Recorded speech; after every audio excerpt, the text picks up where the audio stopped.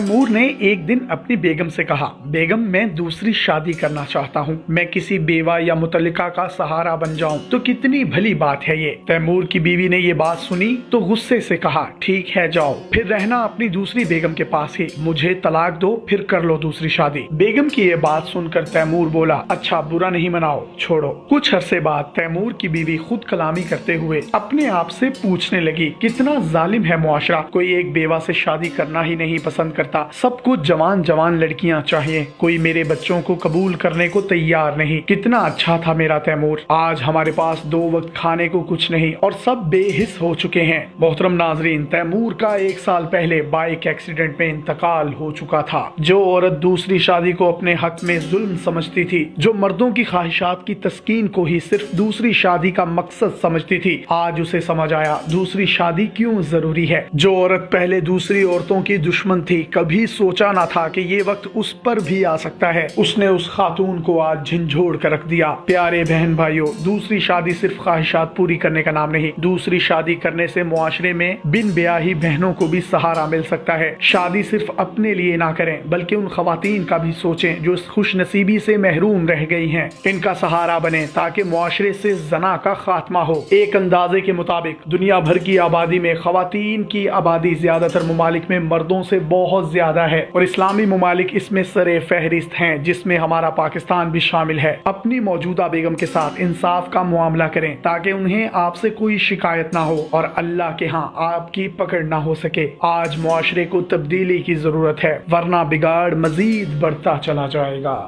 मजीद इस तरह की वीडियोस हासिल करने के लिए आप हमारा पेज डेली पाकिस्तान भी लाइक कीजिए। अपने मेजबान यासिर शामी को इजाजत दीजिए। अल्लाह हाफिज।